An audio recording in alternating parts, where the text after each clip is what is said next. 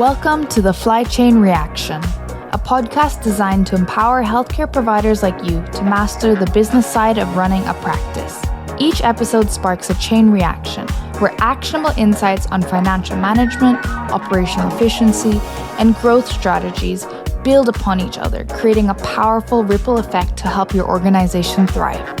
With Flychain's financial expertise and insights from industry leaders, we'll dive into everything you need to ignite success. Join us and let the Flychain reaction spark growth in your healthcare business.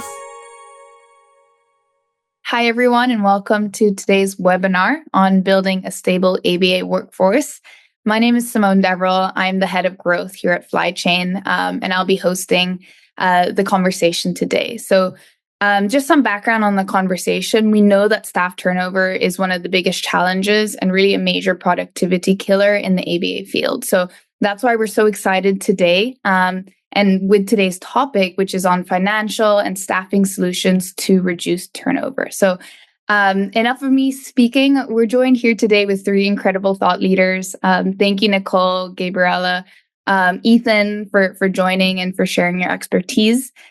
So before we start, I'd love to turn it over to the three of you to introduce yourselves and also your companies. Maybe we can start with Nicole and Gabriella.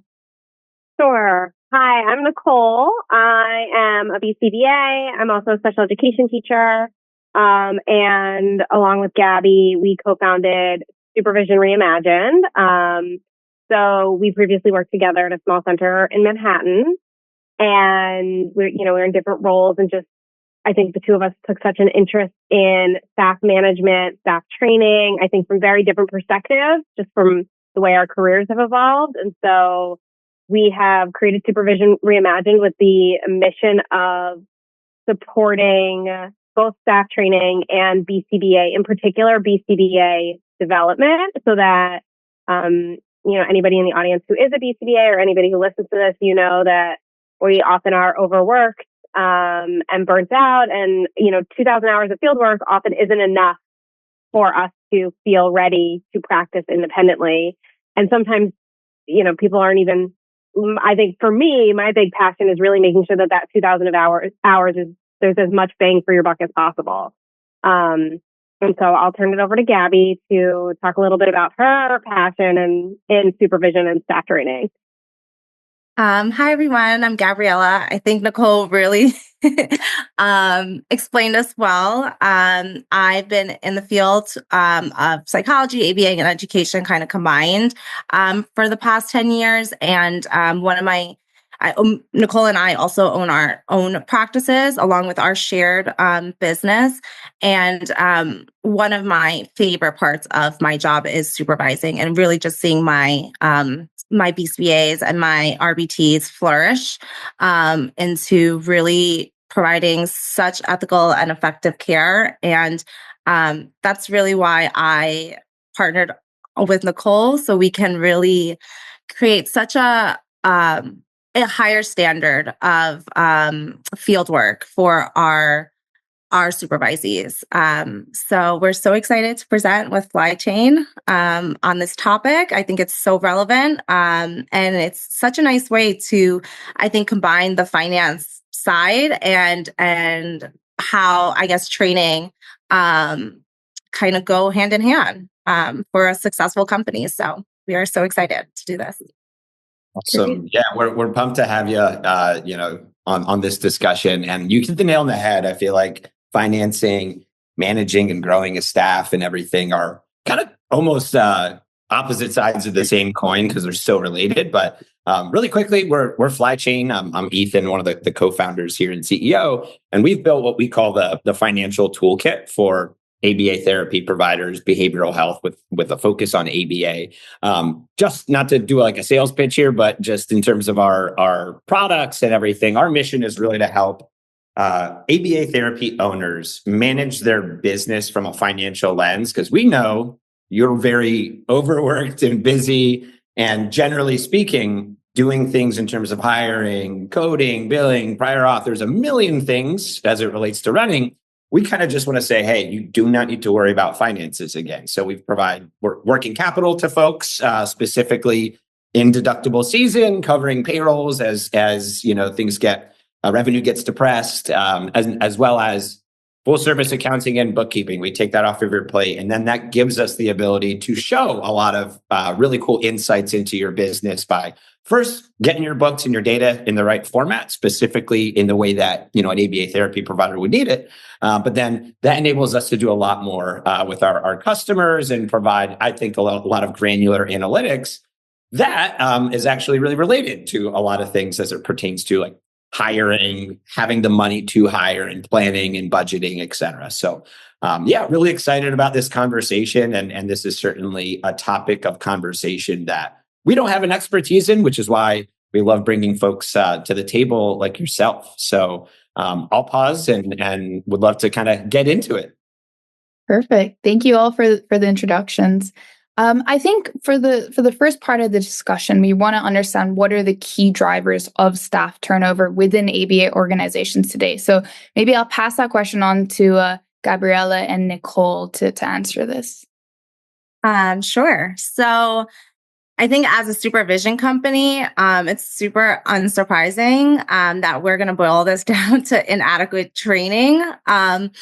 It's such a simple but yet complex answer because something that can just be said in 2 words has such a large ripple effect to cause issues for every participant in the treatment process.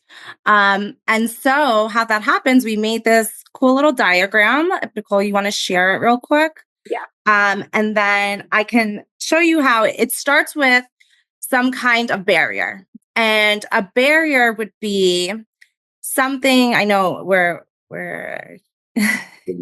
Sorry. Those are our pretty faces. Yeah, it's a little laggy.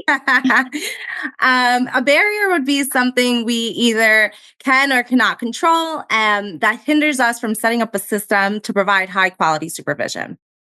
So a common one in our field would be the limitations put on us by insurance companies. Our services tend to be heavily funded by insurance, and with low reimbursement rates, our field tends to hire RBTs and BCBAs at low wages. And so companies will then hire very green staff with little ABA experience, or will experience high turnover rates due to job dissatisfaction. And so we find is that the monetary reward is not really matching the work demand. But salary isn't everything. So our field is also growing very rapidly, but the number of clients needing services surpasses the supply of therapists that we have available within our companies for the most part. So that leads companies to quickly hire without the proper vetting. And so we're hiring therapists unfit for the role that they're placed in. And then we can't forget about non-billable hours, right? So just wanted to highlight that quickly because that's such a huge part of our issues is that many insurance companies do not cover for non-direct care services, or they reimburse for limited hours. So companies then need to pay for those hours without reimbursement, which cuts into profits or the bottom line. Yeah. Limited non-billable hours tends to lead to less supervision time for BCBAs. And so we can see how now this is starting to set up a disruption in the system to cause the inadequate staff training, which in turn causes like a ripple effect. So this can in turn cause the RBT to lack efficient oversight and support from the BCBA, and in turn becomes discontent, burns out, possibly quits. Additionally, this causes a lack of client progress, which leads to upset and concerned parents, which we know will bring about more supervision time, focus on the parent meetings and the problem solving of the programming, and then we have less time to towards the actual training piece. What else do we get? We get BCBAs who feel ineffective at their jobs because of the lack of support and time they receive to efficiently do their jobs. They're either constantly training someone new because of the high turnover rates, or they're constantly training on the same skills because they don't have enough time to teach them to mastery.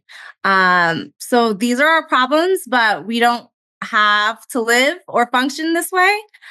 We might not be able to fix everything, but we for sure can fix what we can control. And I just wanted to say, as a business owner or someone in an administrative role, which I know many of you are, you have likely already recognized that these barriers exist. Maybe you have taken steps to alleviate some of those barriers. For example, if your BCBAs don't have enough time to do non-billable work, maybe for you that has resulted in your outsourcing to have like AI session notes. That's like a big thing now, right?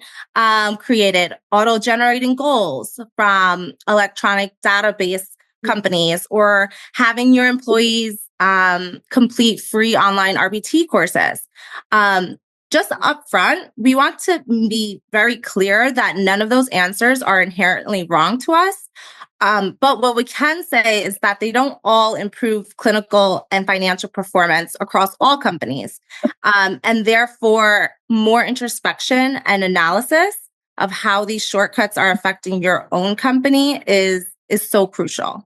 Sometimes those temporary quick fixes hinder the ability to see the long-term impact. Oh yeah, I don't know what she like. I'm sorry. Oh, good. Okay. Of long-term impact of these solutions on our bottom line, our clinical outcomes. So just to wrap it up, the question, there's so many reasons driving high staff turnover, some being those thorns we can't currently control, like the stipulations and restrictions placed on us by funding sources, and then others being quick fixes we find through outsourcing, which when doing a deeper analysis into companies, they are saving our employees time in the short term, but they're not creating overall performance with the company and staff retention. So more money tends to be wasted in the long run. We would suggest allocating some of that money into what we know actually works, which is proper training and vetting, which we're going to get into a little later. Yeah. And I was just going to provide like a little color, just like a story of mine. I feel like I've been in ABA for almost 20 years. And, you know, a couple months ago, I had somebody reach out to me from an electronic data collection platform, and I don't need to name names. They're all big. They're all doing their thing and doing a great job. But they're asked, they said, do you want a demo? Our initial assessments will only take 1 hour. Our platform has gotten initial assessments down to 1 hour. And I was like, God, an hour? That in theory, that sounds great, right? Because we're all overworked. If I can do something that used to take me 12 hours in 1 hour, that's great. Or even more. You know, when I was a newbie CBA, an initial assessment probably took me 20 hours to do. So if I could do that in an hour, that sounds great. But the reality is, like, I can't know the ins and outs of a client's strengths, their needs, their family dynamic, their environment, their behaviors, emotions, all of that information. And I can't learn all that in an hour. So how am I going to assess and write treatment goals for them? And that kind of like got me thinking a lot about these outcomes when we take away the part of that science to save time.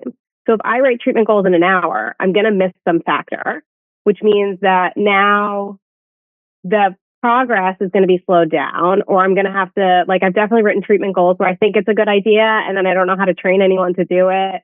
And so now the training involved in the treatment goals is higher than my capacity, or my RBTs aren't seeing progress, so then they're leaving. So now I have more people to train. And so that whole, it jams up the whole system, because even though it sounded great at first, it actually, like what I always said, and it didn't save future Nicole. It like actually like caused bigger problems for future Nicole. And I think, like, you know, in the best case scenario, you pivot and think on your toes. In the worst case, the parents are frustrated. Maybe they leave. Maybe, like, worst case, the client's not making progress.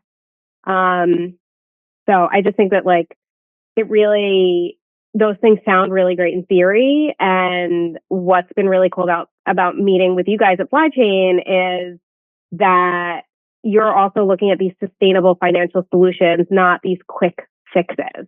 And I really love that, because I think that that's kind of our whole mission, is to find these sustainable solutions for the ABA field.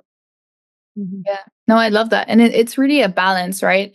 You have on one hand, you're still running a business, you still need to be profitable. But at the other hand, it's such a human facing business. Like everything you do is giving care and giving care to kids. You can't rush that process. You can't expedite that process and make it like a machine line, like next. That's not how it works. So it's really finding that balance. So I love what you were saying there. And I think you also make a good point about like how Flychain is supporting here. And I think this is a good opportunity, Ethan, maybe to talk a little bit about why is financial security crucial for ABA organizations, and how does this directly impact staff loyalty and retention? Yeah, absolutely. And so I kind of mentioned a lot of what we're doing in our origin. The first year of our business, we were providing kind of lines of credit and advanced payment on claims. And the design for that was, we understand ABA therapy has a lot of cash flow issues. And that's generally speaking because you have a fixed expense of payroll and you don't know when that money is coming in. And sometimes there are lags, and those little blips in the radar, those little lags can have like material ripple effects. You've said that multiple times, Nicole, like there's these ripple effects that if you don't kind of try and solve them in the beginning, a good example of that is getting one of these really predatory loans to solve like a payroll issue. That ripple effect could kill your business because the interest is going to be so high that it's a very short-term solution to cover a payroll. And if you're thinking about it, but don't think about it in like the 24 hours to cover payroll, think about what that's going to do to your business over the next 6 months, and you're just going to bleed cash. So I think a lot of what we're doing on that front is kind of setting up these solutions so that our customers don't make those mistakes, and kind of try and do like you'll hear us say that phrase, like the best offense is a good defense. And that's all related to planning, making sure you're doing everything possible to prevent and plan for potential cash flow issues. Because one thing that we're sure of is there will be cash flow issues. Like some of our larger customers have those, and it just has to do with these lags. So what is the effect on your staff? Like missing a payroll, you're going to just see attrition. Like we always see that. If you miss a payroll, people want to get paid. They have rent, they have expenses, and they're going to start losing faith in like the organization. Also, we'll see customers will say like, I have to furlough our employees, right? Because I can't actually make this payroll. We'll bring them back on. But once again, like if you're getting furloughed, do you have a lot of faith to go back to that organization? And so the whole goal here is, having a stable financial plan. And that's not just like setting yourself up for the stable business. It's really setting yourself up for growth as well. And having that like hiring plan in place, right? So we're talking more of the financial side of hiring. Do you have enough money to hire? It's going to increase your payroll for probably a few cycles before you're realizing the money that these new folks are generating for you. So I think a lot of this is planning. We'll talk a little bit more about that later, but just having an option and making sure that, like we always say, have three payroll cycles in your bank account. Easier said than done, we realize that, but that is something that we try and really emphasize, because Change Healthcare will happen again in some capacity, right? Like these little issues always occur. So best offense, good defense, and making sure that you are financially ready to grow or at least remain stable as you're trying to, deliver services in a very elegant, efficient manner. Yeah. No, I think that's so clear. And we'll talk about that also in a second, about like how to really prepare for these financial challenges. But I think, I think, Nicole, we were talking the other day, and you had a really great graph that I don't know if you want to pull up or if you have at the moment. But I think this would really drive home that same point that Ethan made. Yes, I do. I love visuals. I feel like graphs are super helpful. Hold on one second. I got to get rid of the closed captions on it. Okay. So this is, I worked for an ABA company, and I think, I was a clinical director, and then I started my own private practice and sort of in that transition period. And I think this is a good part too for, I don't know how big different businesses are that people are watching, but like, as you're building a business, there may be other things you're doing. And I found that working for other companies actually really taught me a lot about so many different components of business management, how I was onboarded in different places, all of that. And so this is the one company I worked for, where they hired me just to do assessments. So they just wanted me to do come in, do the VB map. Fine, right?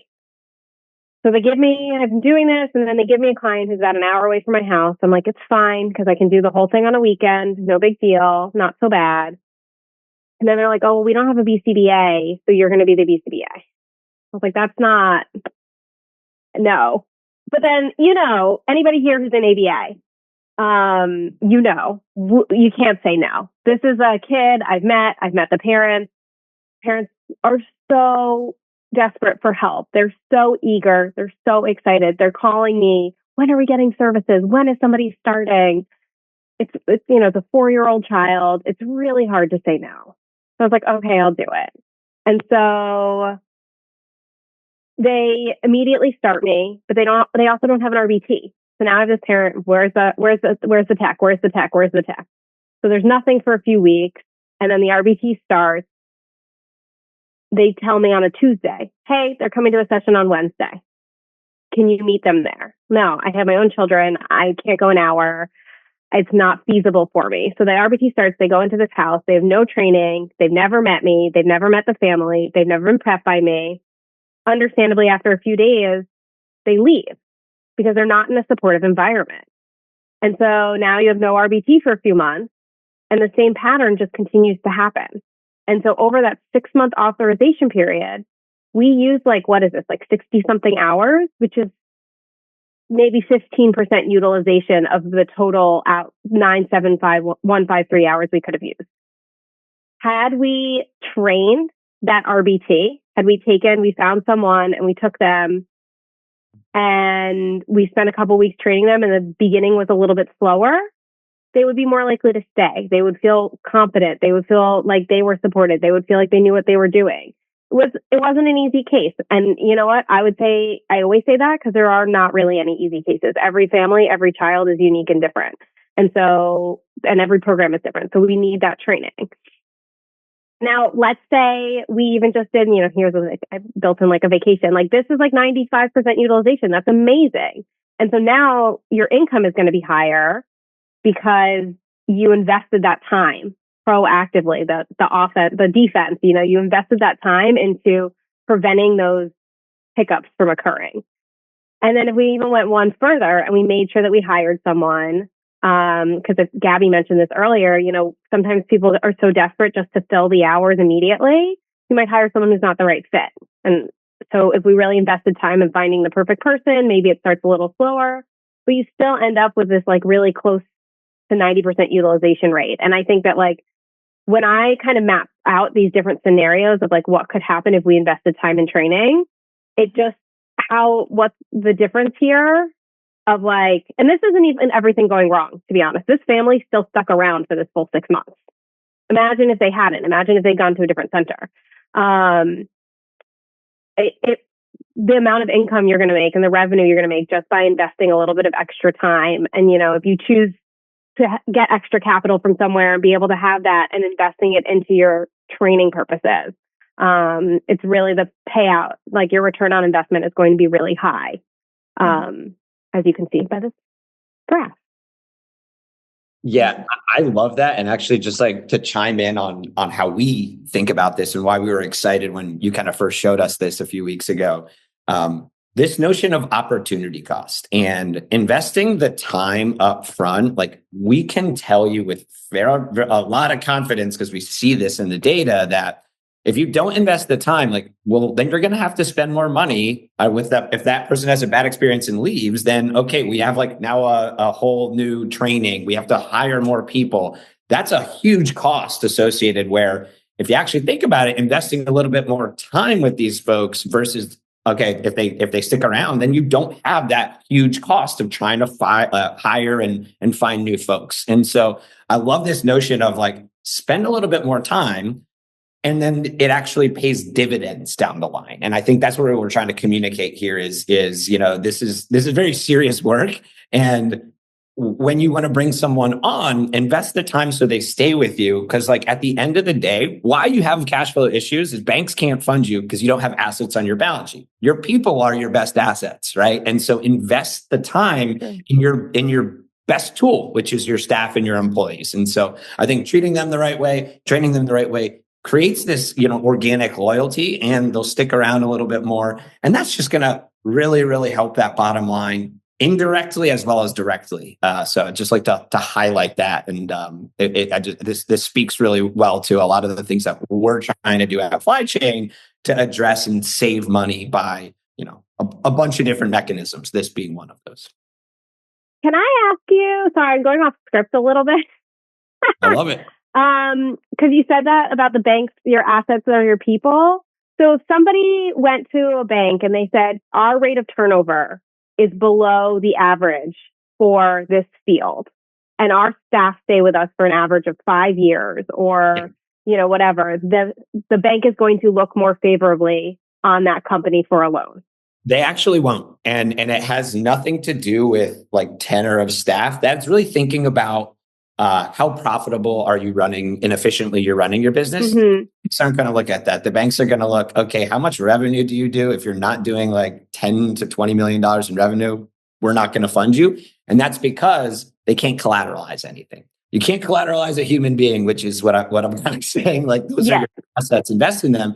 And so that's why the credit solution that we have is like almost bank rates. And we've just taken the time to understand like, oh, you have outstanding insurance claims. It's seasonality. We can bring that forward for you. So it's kind of dire straits for getting funded by banks these days in this universe. And just to be really clear, like perhaps a doctor, like a dentist or someone could get a bank loan because they might own the building and they might own like an x-ray machine, and a bank will lend to them because there's collateral there. It's kind of the same notion of getting a mortgage, right? Like, right. You don't pay your mortgage, they're going to take your house, but ABA, take your people. There's nothing to take. And so that's why, really, really difficult for banks, but implementing these types of strategies will make you more favorable because you will have better profits and more predictable revenue. That's the kind of stuff that definitely helps from access of capital. Like the Small Business Administration would look at that more favorably. Got it. Okay. That makes more sense. Right. They're not taking your people. They're not repossessing your employees. They are, but it is more like, honestly, if you are having high rates of turnover, your return on your initial authorizations is looking like 15% utilization, which like if I were looking to give somebody a loan, I'd be like, well, you're leaving so much money on the table as is. Like, why? How do I know you're going to use my money effectively? Exactly. And that's why having these strategies in place to kind of optimize, utilization in your workforce, while a capital provider is not going to understand that because they're not like no capital provider is really specific to ABA except us.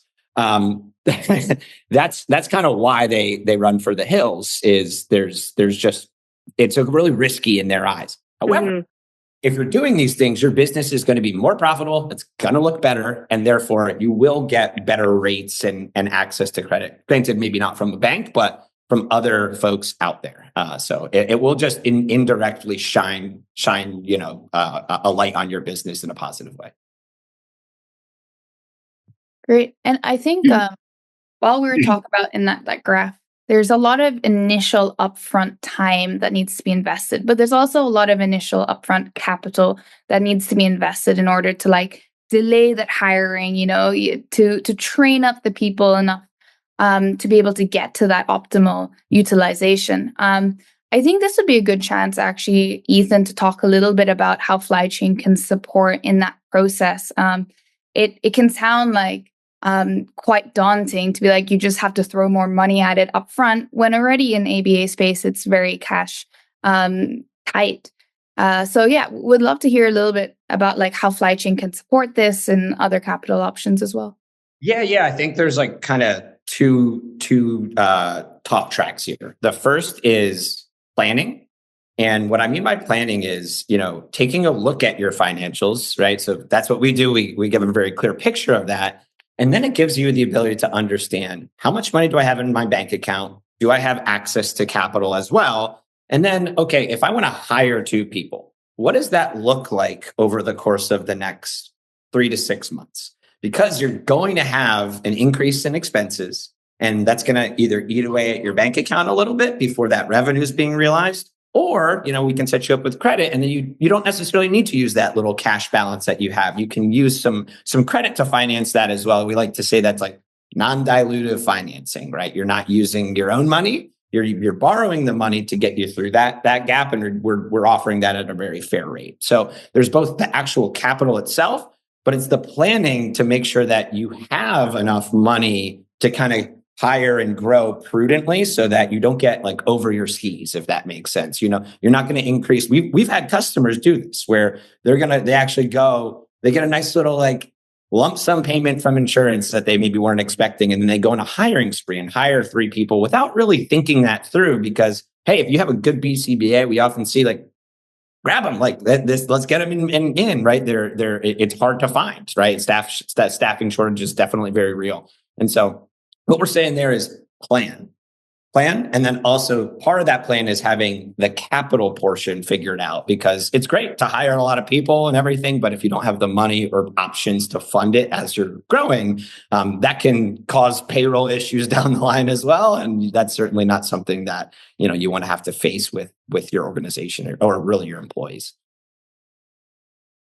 Yeah, great. And I think, that really clearly paints a picture of why staffing and financial stability really go hand in hand, right? And I think, yes, a question actually for Supervision Reimagined, beyond this financial security talking point, what other strategies can ABA organizations implement to build that supportive work culture that meets professional needs and drives those long-term commitment?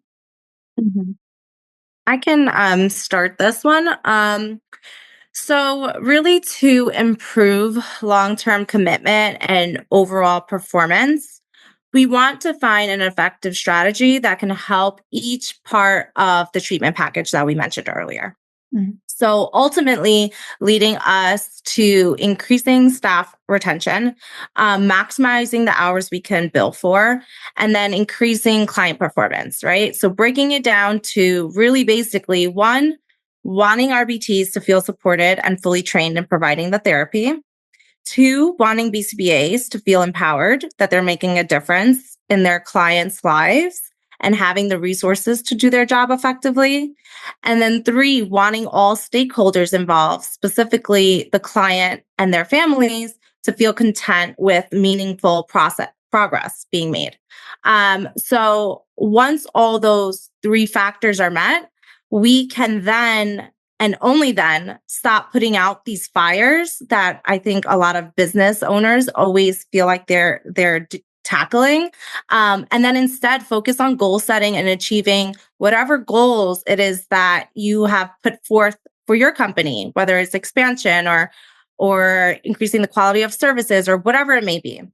And so how we suggest to do this is to really just go back to the basics and shaping up the quality of training.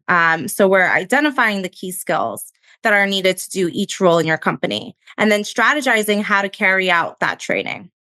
And so our company does that. We're going to share with you a free resource to assess performance that we use with our staff. This one in particular is for RBTs or behavior technicians, but we also have resources for BCBAs as well.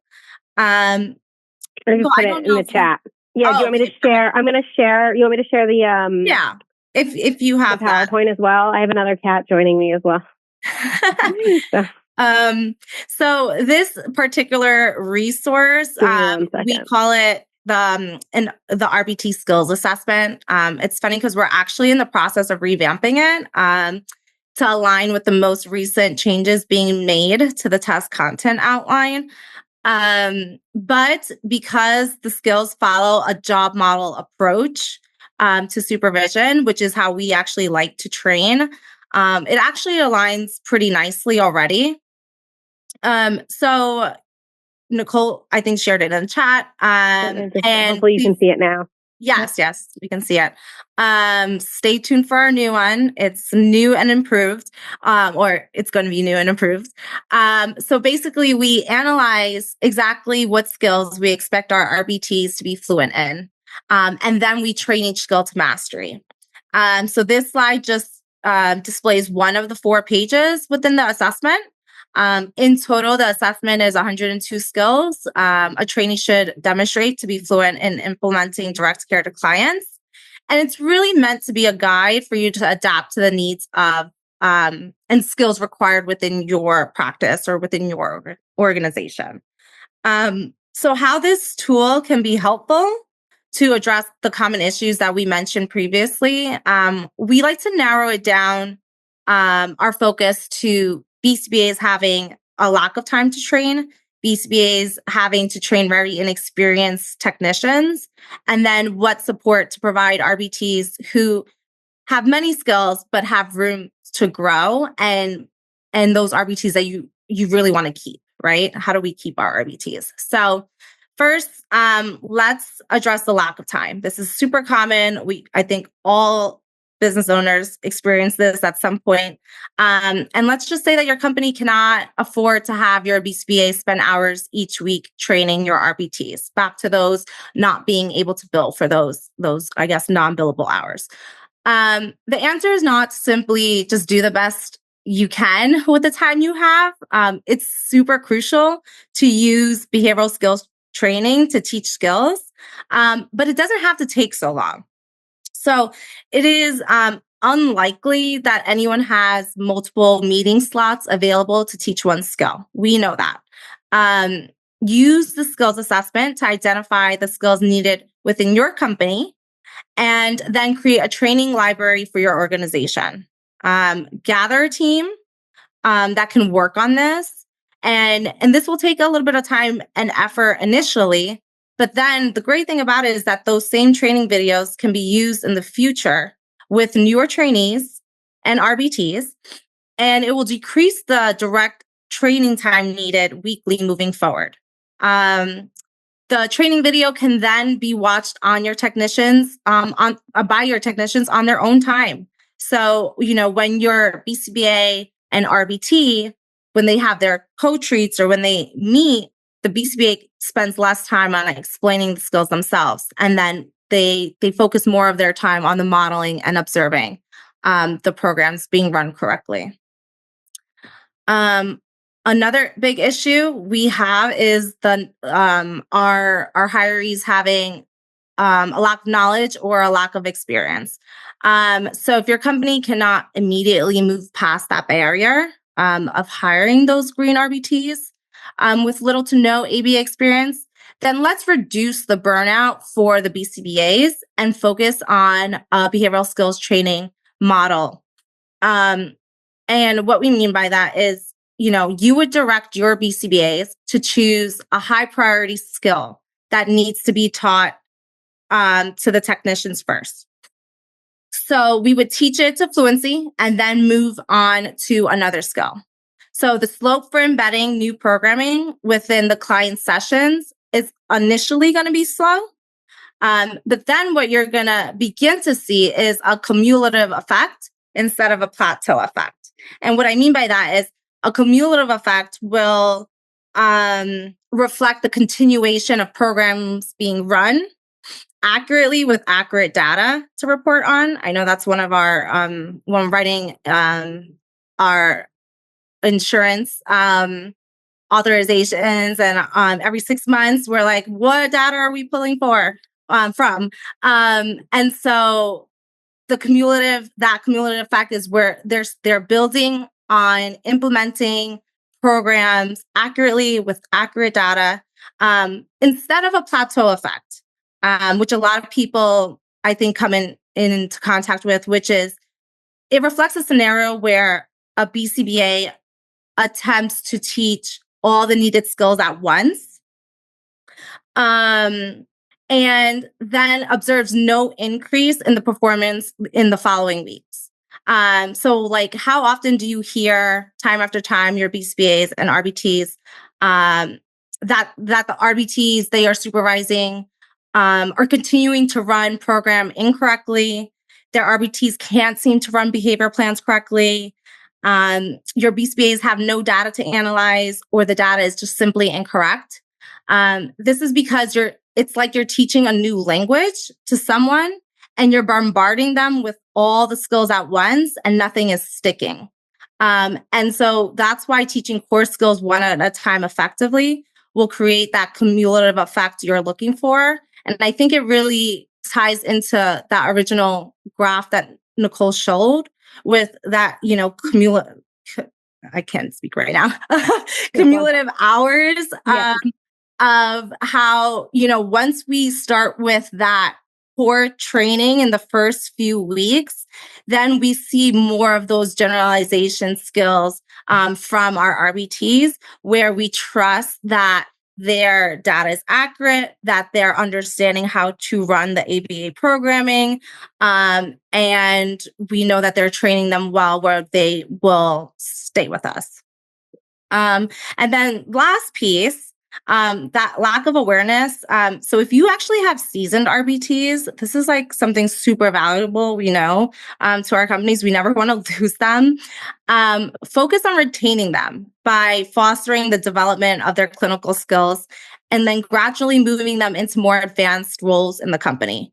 So it is better for you to grow your talent than outsourcing it. So use the skills assessment as an objective tool to measure their performance. It should be very transparent. Oh, yes. Thank you. Hold on. I've gone. Okay. Sorry. My mouse went in like all sorts of directions.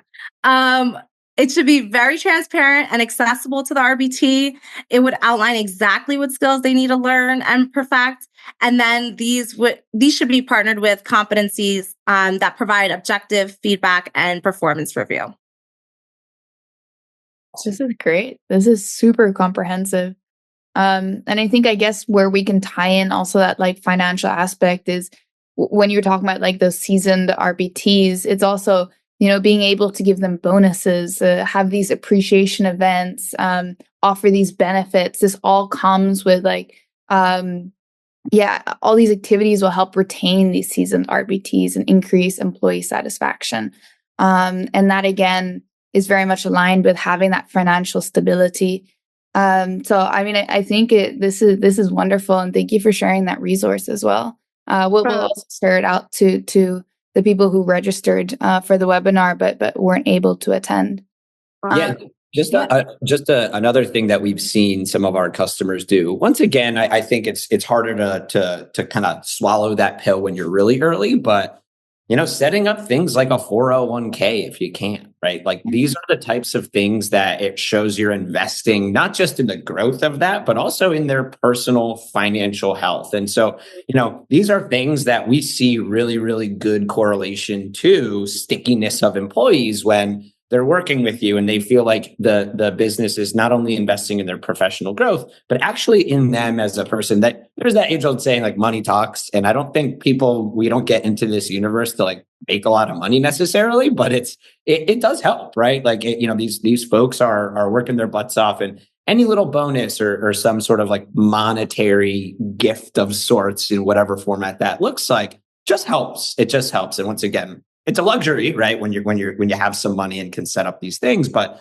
we do see a lot of good success stories there around retention, which really, really helps on that huge opportunity cost that you could experience down the line by having to replace and hire and constantly kind of keep the staff afloat. Mm-hmm. Yeah, definitely. And Ethan, it makes me think about like how also budgeting is so important, right? So at Flychain, we're about to release this budgeting tool, which I think would also really support with how much you should be spending as a percentage of like total expense on hiring, on training, on doing all these like critical activities. And can you even afford to budget for such like a 401k, or what should you aim for, strive towards achieving in order to be able to provide those benefits? So I think, this is all Really great. And I think just to wrap things up, I know we're approaching the end of this webinar, and definitely please leave any questions in the comments if you have any, and we'll get to them at the end.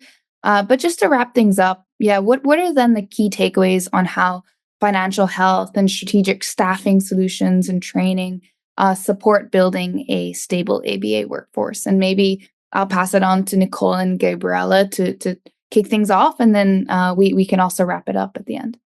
Yeah, absolutely. I'd love to hear if anybody wants to share in the comments too, any of your key takeaways. For me personally, having listened to everybody just now, we've been speaking with Simone and Ethan pretty regularly for the last couple of months, but even just listening to this now, one of my personal key takeaways was thinking about how you use, if you take out a loan, if you take out capital investments or something like that, or if you have, let's say, you take out a proactive loan, or you end up having a little bit of extra money left over.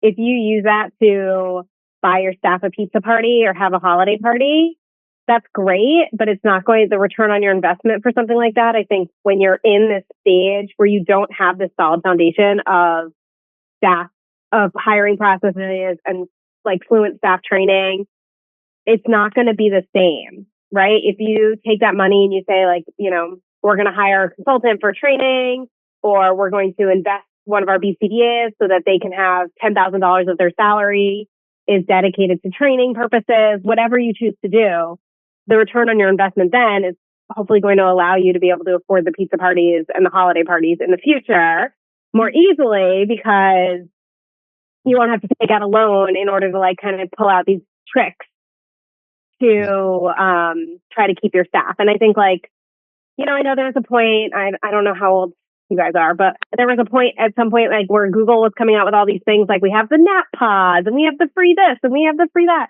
Everybody loves that. Everybody loves the free pizza, free coffee. Like we all love that. But the things that people stay at companies because they feel valued and they feel like they're making a difference and they feel supported and heard and understood.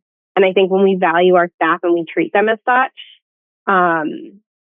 they're going to stay anyway. And then your financial return is going to be greater because you're not losing like that opportunity cost that Ethan mentioned.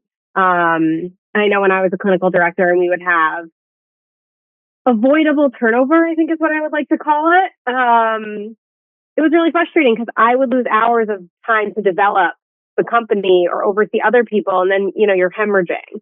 And so I think that like really proactive planning, that for me is the biggest takeaway, having even just listened to this all put together today, is like the proactive planning and using that money. If you do get extra money in the beginning, or you have investment money, or you're a nonprofit and you have grant money, whatever the case may be, if you have funds to invest in your staff training and staff management, it is going to pay off more than staff, like other little pieces and nuggets will in the beginning. I think those things are all like added layers that you keep building on as you go. It's like a video game in the 90s, Where we built the roller coaster, now we can build the second roller coaster, the loop-de-loop. Yeah. I think like to sum it up on our end, it's really just emphasis on planning, right? It's an emphasis on never make a hire or spend a dollar, as far as at least how we think about it. Like never make these decisions blindly, right? Like have a plan. Anytime you want to hire someone, really take an honest look in the mirror and say, can I afford this? What is that ROI? And we're only one side of that coin again, right? Like it's a lot of the things that you two have been talking about, which they're so correlated. Payroll is your biggest expense and always will be, right? And so having a plan to understand, do I have enough money? What's going to be the ROI? When will I start realizing actual revenue from a new hire, as an example? These are all things that you can do, but we always just say, never make a financial decision without really thinking it through and planning it. And that's what we would really kind of encourage our customers to do. Use our platform, see the data. So you can't make decisions on imperfect data, is what we like to say, because if you're using imperfect data, it's probably going to be a misguided decision and could be pretty detrimental. So planning, and we're collectively here to help everyone do that. Yeah. And just to add, if you don't know your entry point, we do all of this clinical management and staff management as well. Not to try to sell our services, but just, as an option If you've heard all this and you're like, gosh, I don't even know where to start with staff management, that's your best where to start is to ask for help. Yep. Yep. I mean, in a similar manner with Flychain, we always love to just talk about, provide these free financial consultations, whether or not you're ready to move forwards with this, with our platform. That's not the issue. The issue is more like you just don't know what you don't know. And that's why it's so important. Reach out.